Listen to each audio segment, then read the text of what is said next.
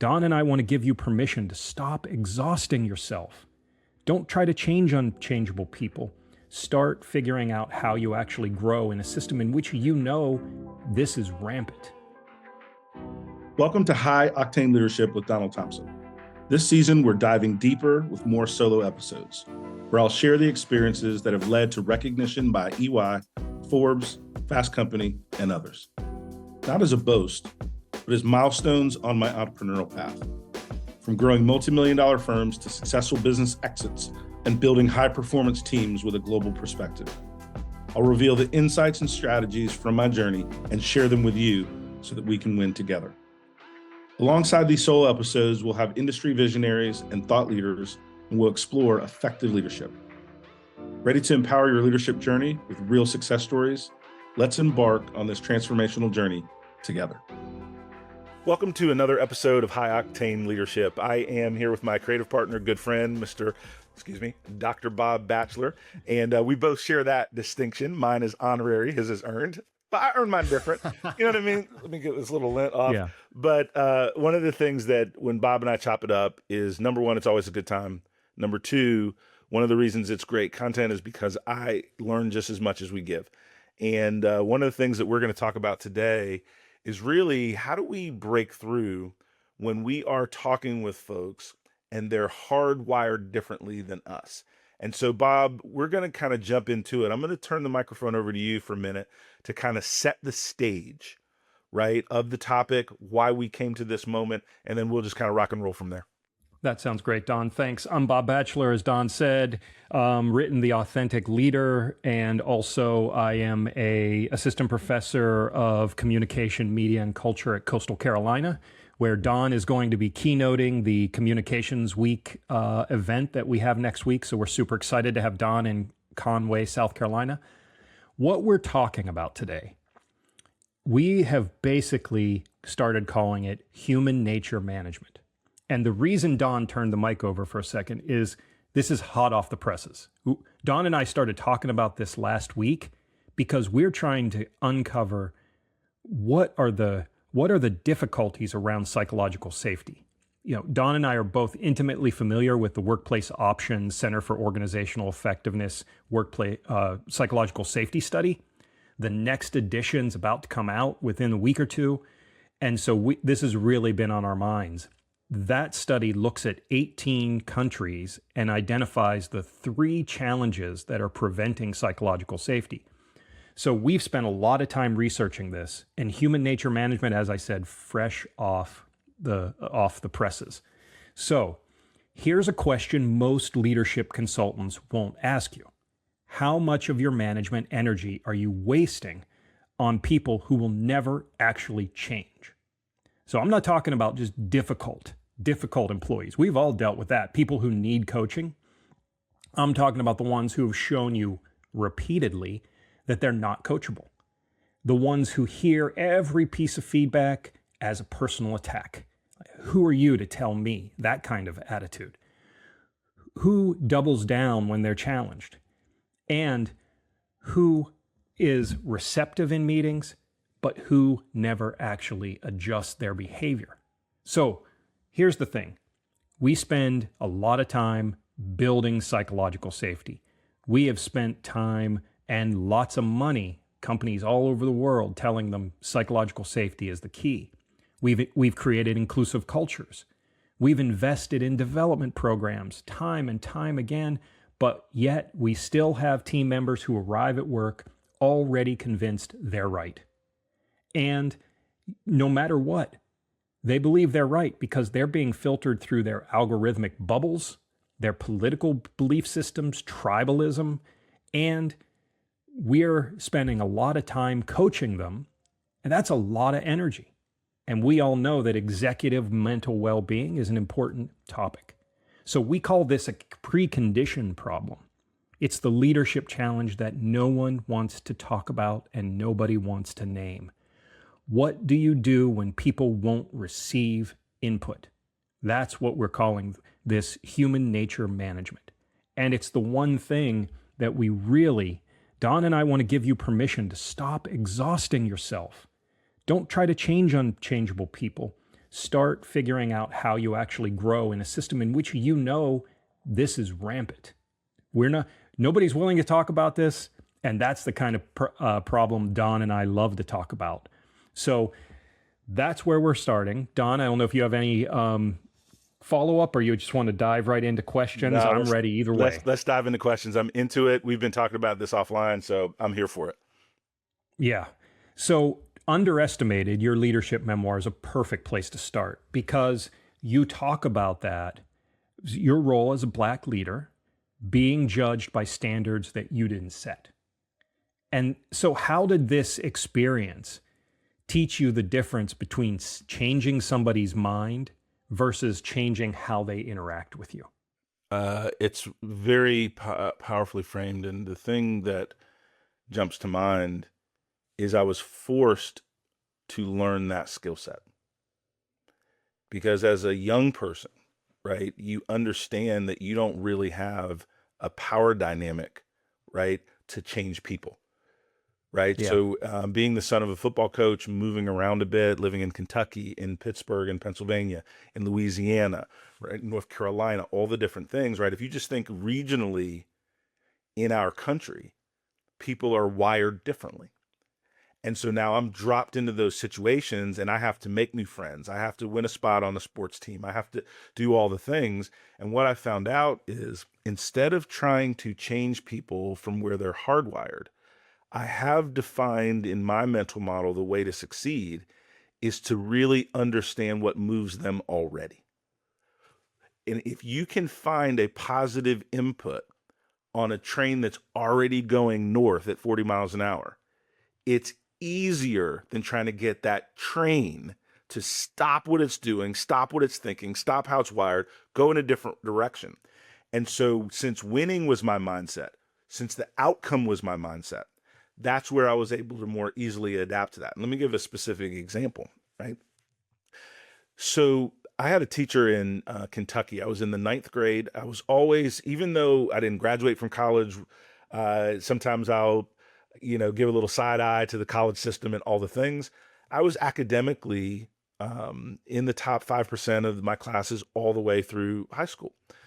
And I got a different grade on an essay in my creative writing class than one of my friends. I don't know if her name was Sue or Sally or whatever, but we literally looked at what we each wrote, kind of compared notes and edited each other's stuff. She got an A and I got a B minus, and mine was just as good. So what do I do about this, right? How do I navigate this? And so I remember going to the professor and saying, listen, I think I should have gotten a higher grade, but I don't know that I want to argue about that. I want you to help me understand what I needed to do next time to make sure my B becomes an A, because I do A work. I'm planning on being a National Honor Society, all the things. And I want you to help me. And so even though I knew I was getting the shaft in a sense, this gentleman then, because he was a teacher professor, he just started to answer the question. And he gave me the different things. And I'll finish this one story. I know I'm rambling a little bit, but here's the other thing that we did. So he gave me insight. I improved work. What I found out is no matter who you are or what you're doing, you have to write to the audience. Just because I thought it was good, just because he taught a certain amount of creating right of structure, I realized right then, you are always having to manage your communication to the audience you're trying to move. Doesn't matter what you think if winning is the outcome. Doesn't matter how you prefer to say it. It matters the audience that is intended. And I ended up getting an A in the class, and it was that mindset versus complain to my parents, versus blow up the class, versus call the guy, all the things. I decided that winning was not going to be confrontation. It was going to be collaborating with somebody that I knew wasn't on my side. That's great. Yeah, that's a great example and pretty wise way to react in 9th grade. I would not have reacted that way in 9th grade at all. So kudos to young Don for figuring that out. One of the things that triggered this, and you and I we don't publicly talk about our politics because that's not really our lane. We're not political scientists. We have opinions just like everybody else. But we've both worked I've not been a CEO, but I've been a C-suite level communicator for a long time. I've consulted with big companies, small companies, startups. You've run multiple companies, exited multiple companies. And I think one of our conversations, we somehow got on the idea of logic winning arguments. And I am naive, I think, or maybe we should just call it optimistic enough to think, and I've been this way my whole life because I think I'm smart. So I think if I just present the rational, logical, let's use air quotes, logical argument, and somebody, they're going to then realize, whoever I'm talking to, that they're wrong. They're going to come around to my point of view. Clearly, that is bonkers. Maybe it was true at one point. It's not true anymore. So how should people, leaders particularly, what should they be realizing here? And then how do they deal with that when it's an employee and they're the boss? Yeah, most leaders, and I'm guilty of this too, you think your positional power equals influence,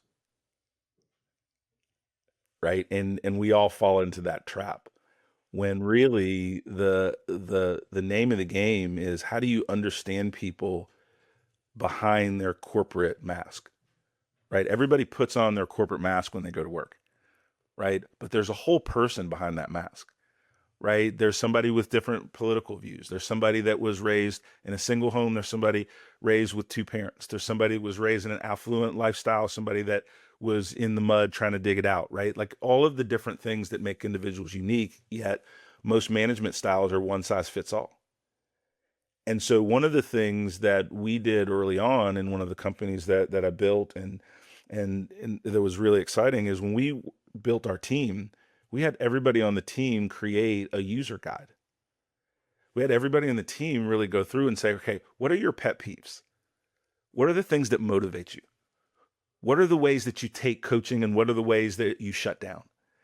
And most people, when given the opportunity, and here's the secret sauce, the cheat code, if you will, most people, when given the opportunity to express who they are, why they think a certain way, what motivates them, what they care about, they will talk to you for a long time because you ask them about them.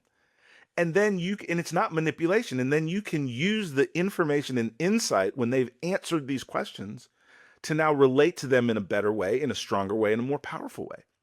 It's like I was talking to, and I'll give another example because this is how I frame things. I was talking to a C-suite leader, and this was when we were doing DEI work and there was momentum behind it and all the different things. And this individual was a strong conservative, strong evangelical Christian, and he had questions about where he fit into the conversation.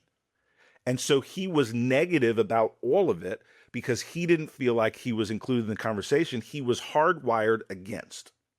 Okay. Now, the only saving grace is that we developed enough rapport where he told me he was hardwired against, which was great. Because another thing we'll talk about is people that give you the false yes, that they nod their head in the meeting, all the things, and then they leave and go, yeah, I'm not doing any of that, right?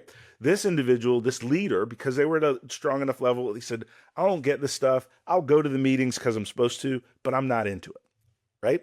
And I said, all right, let me take one stab at us finding some common ground. And then if we don't, we don't. And he was like, that makes sense, right? And so I proceeded to say, you're not into this DEI stuff, but are you into your employees succeeding and growing and mentoring future leaders? He said, yes. I said, okay.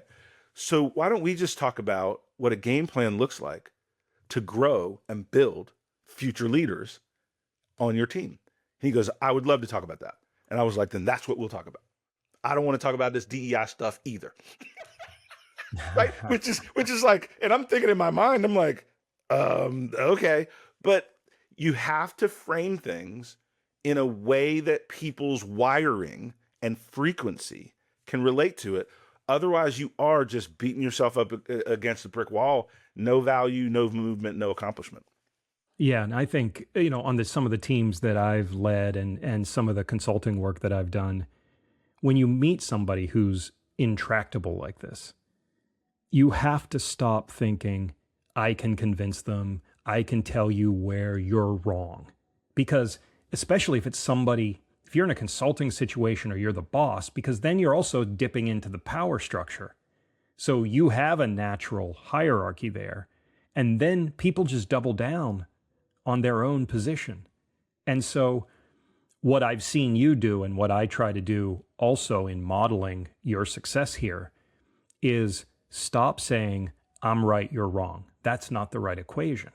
What I'm trying to do now is say, here's what we both want. And for you, that could be whatever you want. It could be you want a raise, you want more responsibility. And so let's take it out of right and wrong and what makes, what you want, how can we get there? And then that makes you more valuable.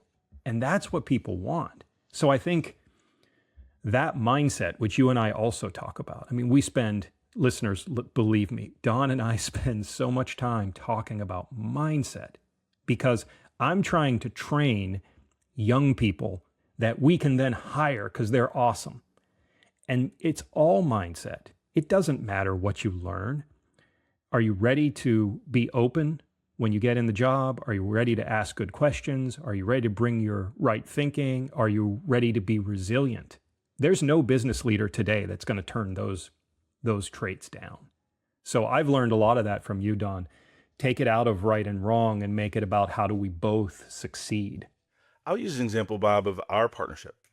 And one of the things that Bob phrased, and it was a great phrase, and you correct me if I get it wrong, Bob, but Bob, you talked about that you're obsessed with the creative process, right? Yeah, And sure. it's true, right? Like you love looking at how storytelling can impact business. You love looking at how history and culture, you just want to understand that creative process and how it's meaningful and how you can teach it to others and all the things, right? You also have a certain way that you work, the way you process information, the way you deliver results. And sometimes there's a healthy tension between the way that you work, the timing that you work, and the way that I want to work as a business leader to go sell something or build something. So here's what I've had to do. You're hardwired that way. So if I try to push on you to get creative output faster than you believe is reasonable for the quality that it needs to be, A, you won't do it. B, if you do it, it won't be your best work. And A, you probably won't do it. Right? Or C, you probably won't do it. Right? So what I've figured out, and this is because I want this to be about the positives too, right? It's not just somebody that's Republican or Democrat or somebody that is against the big company and has their own ideas. Sometimes it's just a natural thing, is I will say, all right, Bob, give me your timeline, right, for creating this piece, this knowledge asset. And you'll give me that timeline and this is what I've got to do. And you understand your process. And I'll say, Bob, at what point can I get an outline? And then you'll give me that. And I said, is it okay from that outline that we create a landing page that says this white paper's coming soon? I'm just like, yeah, that's smart. That's good marketing, XYZ. What I've learned to do is not wait for the end product to start to do the business engineering that needs to be done, but giving you the freedom to deliver amazing work, right? At the pace that makes sense. And that's your level of expertise. But instead of trying to fight that narrative, I've learned how to take the pieces that are ready for public consumption early enough, use those for the business growth model, right? And then give you the space to do your best work. And then because you're a fair person, when I do need something accelerated and the business needs to be the dominant thought over the creativity, you will buckle up and work harder, do whatever you've got to do to make that deadline. But I only use that card maybe once every 4 or 5 months. And so even though you are hardwired in parts of your creative process, that doesn't make it bad. That's how you build great things. That's like a software engineer. Well, I can't use software engineer because they're going out of business with AI. But when I was working with software engineers and different things in my tech space, it was a similar thing, right? Because you all are building something that doesn't exist. And then the business person usually doesn't understand how to do that. So they always undervalue it. They always think it can be done faster. And I've learned to take those bite-sized chunks and then work from there. And so I wanted to share with an audience an example of goodness, but still where one of us is hardwired, and then how we manage through that. Because it's not always negative, but it's always real. It's a business reality, Yeah. right? That you got to work for. Yeah. Yeah. And I think it's dead on, and it's a smart way to deal with those situations. You and I have both worked a lot on psychological safety. I mean, it's so critical to everything that we believe about inclusive leadership and being, important in a company and helping others, and et cetera. We focused on creating a container. So you walk into the building, you are in a psychologically safe space. You can disagree with me. I follow your mantra, the best idea wins, no matter where it comes from. I believe that deeply. I tell students that all the time. They don't argue with me enough. Oh, I wish they would. But they should, because they need to practice that. They need to practice what it feels like to be in a psychologically safe space. So what do you do when employees won't step into that container? When they arrive, they're already convinced that they're right. So maybe I want to hear what you have to say, and then maybe we tell another story about you and I in the initial time that we met 6 years ago that I think will play this out. But here's some key points just for you to roll over. I think that in this scenario I just laid out, people don't trust the psychological safety, because they've been burnt in the past or been betrayed by bosses who claimed they were psychologically safe and then backtracked. Lots of people think that if you show vulnerability or empathy or, quote unquote, soft skills or emotion, that equals career suicide, especially as people climb the C-suite ladder. You and I both know a lot of C-suite leaders who think that they could walk through a wall just because of their title. And then a lot of people think speaking up equals disloyalty. So we build the psychological safety. We build a virtual environment, and then people don't want to walk into the environment. What do we do as leaders there? One of the things is we have to understand that that's happening. We have to understand that the results we're seeing in terms of employee engagement and trying to reduce employee silence, right, is really strategic to the employee. And I wrote an article on employee silence, and I'll give a couple of really quick snippets. It's not necessarily because people are afraid. We think people are afraid to speak up. It's because they're running the math. If I speak up in this meeting and I give this suggestion, am I going to get more work? Right? Am I volunteering for this? If I speak up in this meeting and it makes my boss look bad, am I going to get punished for that? Right? These are things that they're thinking about. If I give an idea and it's a good thing, is anybody going to do anything about it anyway? Right? So this is like workplace pessimism, but it's not, but it's built on things they've seen in the organization throughout. So they're making a calculation of when the right time to say something versus putting that idea out there. Then as a leader, we also don't understand all of the informational impacts that are hitting this individual, right? And so we assume that because we believe we set the environment, and we've worked hard to do it. I think a lot of leaders are trying to do that. This is the core premise of your question, is when you set the stage and they still won't walk through the door, it's because of all of these other factors. So now let's dig into what do we try to do about it. I like to deal with things directly and thoughtfully. And if someone consistently is not speaking up in a meeting, I may talk to that person offline and simply say this. If you're on the team, if you're on my team, you're smart, talented, and I believe in you. Because you know my personality enough. If you were not smart, if you were not talented, if I didn't believe in you, we wouldn't be in this moment, right? So let's establish that I trust you. I believe that you're smart and you're capable. So here's my question. How do I create an environment where you feel more comfortable speaking up? Because I just noticed the last few meetings you haven't really participated, and things of that nature. And when I've done that, the majority of the time, it has nothing to do with business. Don, my mom's little, got XYZ going on, got some health concerns, and I'm just taxed. One of my kids isn't doing well, and I'm just taxed. It's usually something that has nothing to do with the core business, my leadership, the environment, that is affecting that employee. And just by having that conversation, I've also seen at 50% of the time this happens, I didn't realize I wasn't being as participative, and I'll change that. I want to work on that. Second thing people will do is I don't really feel super comfortable sharing my ideas in larger groups, but I'd love it if I had the opportunity to weigh into things, maybe via email, offline.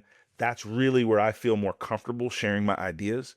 So if you maybe created the agenda and then gave some space for comments and different things pre-meeting, I'd be more inclined to give my feedback in that way than in a group setting, because sometimes in a group setting, when I share my ideas, I feel a little bit judged. These are things that I'm hearing. Now, here's the power. I don't even know that if I don't ask the question. If I just assume the person is no longer engaged, I assume the person is XYZ. But I try to really ask people where they're at before I make a lot of determinations of where I'm going to do next. And so those are a couple of examples of how I try to handle it. The third level of this, and this is super important, if you take out a blank sheet of paper and a pen, and I have a lot of little exercises I do for myself, and just put trust and don't trust, just side by side, right? And then use it personally. Who in my organization do I trust? Who in my organization do I not trust? And you just write this down for yourself, right? And in doing that, now you look at this and you say, why? And then you write that down in different things. And when you do this exercise, what you start to figure out is your team's doing the same thing with you and others in the organization. And your job as a leader is to ask your team specifically, what are some ways that you build trust? And when people are asked thoughtful questions directly, one-on-one or in smaller groups, they'll tell you. And then once you have that information, you can modify behavior. It's easier for me as a leader to change my behavior than expecting people that are hardwired to change theirs. Yeah, that's a great point. Yep. Yeah, and it's having the leadership courage to ask that question. And that's why this podcast topic's so important. You can't have blinders on. So here's the corollary that's interesting. As leaders, so let's just say our fuel tank is 110. Most people's doesn't get to 110. But if I'm burning through 30% of that on people that are not coachable, that I can't, that no matter what I do, I can't trust them, then there's got to be some boundaries set up for those people. The way that you said is the right thing. Approach them, ask them what you can do to help, find out where the misjudgment is on both parts. And then probably, and I don't like to admit this, at some point there's probably like, let's work through this for a time. Let's work through this for a time. And then at some point there's got to be like, there's just a mismatch here. You're not happy. I'm not happy. There's got to be a different path. There's a stage in between that. And I'm smiling as you're giving that thought, and I'm excited about sharing this with folks. Before I get to the point where it's not the right situation or connection, I look at, of the 10 things on that person's plate, what are the things that they do consistently and well? And if there are 3 or 4 things that they do consistently and well, I reshape the job. Yeah. Now here's the thing. If those 3 or 4 things are valuable enough.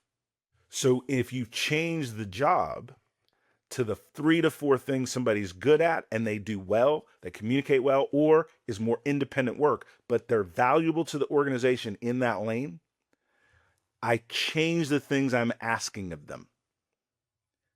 And then I have stable work with those 3 or 4 things. And I stop trying to grow them as a leader. I stop.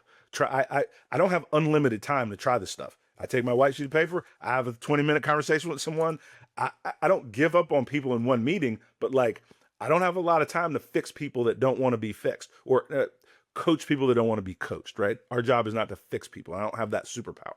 So we don't even have to edit that out. I'm saying I misspoke, right?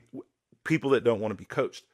But a lot of times I do find that the 4 or 5 things, the 3 or 4 things people do well, and give them more of that, now all of a sudden they're happier. Now all of a sudden we're getting consistent and more volume in the areas of strength. And then I slow down in trying to grow people. Everyone's relationship with work is different.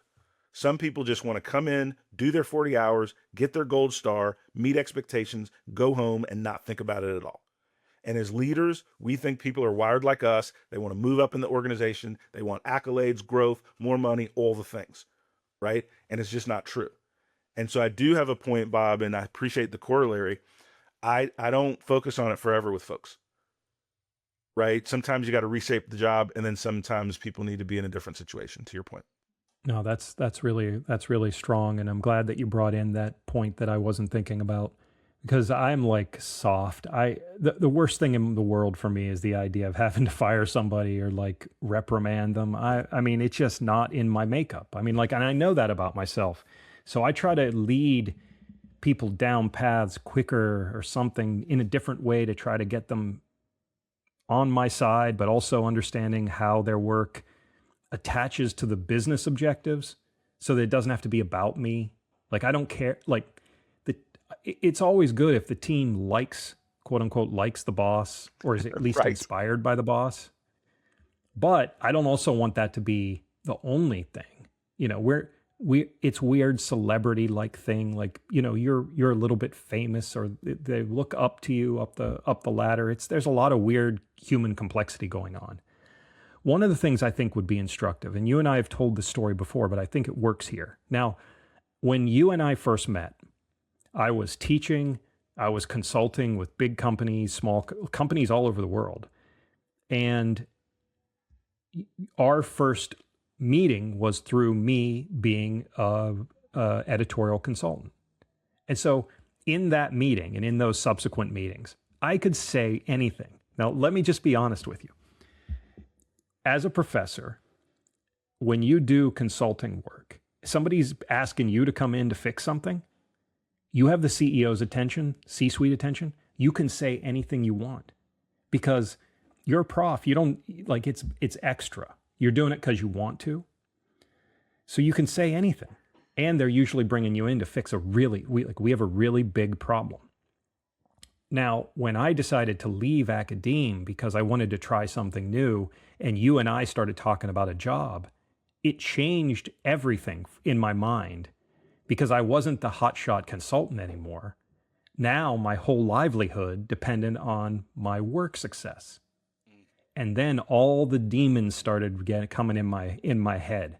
All the bad bosses I'd had. So I basically, not in a mean way, not mean-spirited, I just didn't realize at the time, dropped my baggage at your door because I report to you. And so thankfully, after a couple months where it wasn't bad, we just weren't connecting the way that we expected. We had the conversation and we got through this. And it really changed everything. Like, my trajectory in helping you and helping the organization went from barely flatlining. No, let's not be mean-spirited to myself. It was a little better than that, but it went straight up after that. So I think that's maybe part of this. It's trust, and what defines our relationship now as creative partners is trust. And we've realized that as we are embodiments of trust for other clients, it's worked in this business sense. So I think there's a corollary there somewhere. I think it's, one of the things is people listen to us, we are by nature authentic. We already understand we're pretty bright, but we don't have all the answers. So we're seeking them. And so during that time, one of the things I remember, which is important, is we were both honest that it wasn't where we thought it could be, and we worked at it. And I think that is a big difference in any relationship when you're leading high performers or building a high performance team. Great relationships just don't happen by themselves. And building teams is hard work, but it's worth it, right? And that's what we create to leaders. And what I want to do is I want to share a definition. As you and I, this is both a podcast, but like you said, this is hot off the press. So you and I are really working through, human nature management and how that design and powerful. So I'm gonna throw out a definition and let you react to it, right? And see if it hits or if you want to change it. So human nature management is how you and we're going to position leadership is working with how people actually operate, not against it. We're going to reframe culture work from aspirational, how things should be, hope and change, to operational. Here's how humans actually behave, and how do we design the systems around that reality? And that, I think, is, and then I'll give you the floor, an important thing, because when we are in all of these different meetings and we're all these different topics about really trying to build teams and build growth and psychological safety, I don't think we get to the root of the operating systems of how people actually behave to be able to implement a psychological safety program. And I think that is the space that you and I are discussing. I've not read it. I've not heard about it. And I think it's a scarier place, quite frankly. When you live in the aspiration, you're not doing the work. When you live in the operation, you're rolling up your sleeves and you're having to really have the tough conversations and really push through to create that space with each individual on your team. But let me hush and I want you to react to the way that I framed it and see if we're synced there. Yeah, I really appreciate that definition, because just simply the sentence that you said that included aspirational to reality is a place where I would say, okay, I'm not going to be conservative here. 85% of leaders that I've dealt with in my life cannot make that mental transition fast enough to be the leader that they want to be. That's just how I feel about it. Because back to what you said, when we go to work, we're wearing masks, and we develop those masks from what we see, what we experience, what we hear. So we're all pretending, and I wrote it in The Authentic Leader. A lot of leaders are cosplaying C-suite. They don't know what they're doing. But are you self-aware enough to understand that you're doing that? And can you then move to reality? Because one of the things that is always stuck in my mind, that you and I had a conversation a while ago, you're like, the proudest thing I am is I've employed hundreds and hundreds of people in my career. You've given them a livelihood. So other people, like, you can't deal just in aspirational. You got to go to reality. You've got to get to the root of that behavior, and then look at the real outcomes. Okay, so as myself, I'm the CEO. I'm burning 20% of my mental time on people that I can't change. I've got to change. I got to talk to the leader of HR, our chief people officer, and say, these are the 5 skill sets I want to recruit for. This should be at the top of every job description from now on. No change from that. So when we go through our assessment, let's look for the top 20% who are great at this. Look at the 20% who can be coached toward it, and the 20% who are resistant, and either figure out a way to help them, coach them, or they got to go.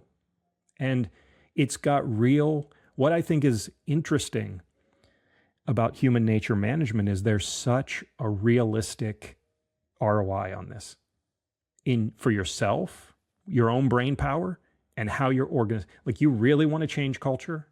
I think this is a step in the right direction. So I think your definition is a strong one. When we're thinking about how individuals behave, one of the things I try to give people space is thinking about someone's self-interest. When you think about your own self-interest as a part of a team, that's not selfish, right? Yeah. Selfish is taking credit for somebody else's idea. Selfish is not being helpful when you're like, there are selfish actors in teams, in sports, in media, in corporations, right? But understanding your self-interest and communicating that is not selfish. It aligns incentives with the outcomes that your leaders want, right? Yeah, And so exactly. it's like, if you're given an assignment, I'll use this is a powerful example. And so Jackie Ferguson, my wife, business partner, built our micro video strategy in one of our companies that we built. And this strategy got an award in, I think it was Fast Company. Yes. And so just highly successful outcome. But the first meeting on this micro video strategy, when we were thinking in terms of content strategy, I said to her, I want 1,000 micro videos in the next 90 days on these topics, blah, blah, blah, blah, blah, blah. Like literally, like I said something that and listen, I say things boldly with conviction. And she looked at me and she said, no. She said, unless you want them to be bad, no, that doesn't make any sense. What is the business objective? And I said, well, I want to build this repository of content that we can create a subscription service, blah, blah, blah, right? So I told her the business context, and she says, so what you really want is for us to do 10 videos, make sure we understand the process, understand how we can automate the scripting process, get all of the screens set, what kind of backgrounds, what's the audio, and then once we do 10, then we'll get to 100.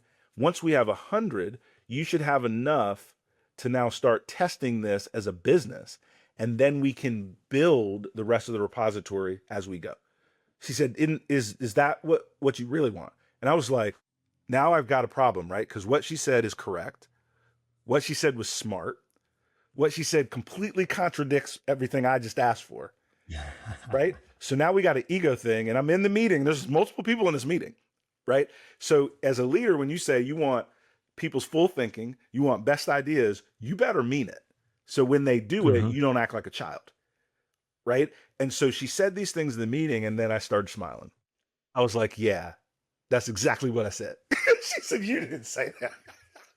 And so we ran that play, we tested it, and then we built the architecture for a really, really powerful entry point in creating a new business.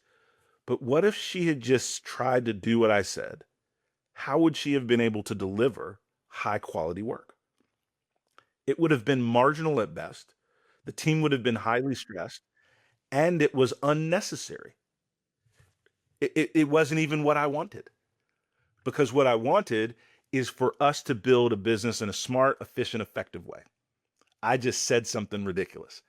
And I think leaders need to understand that if you take the time, effort, and energy to build a team of outstanding people that demonstrate and model psychological safety, you win more, you win bigger, you win faster.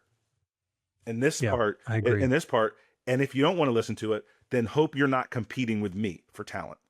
Then hope you're not competing with me to win something. Because that's the way I'm going to do it, and we're going to beat you.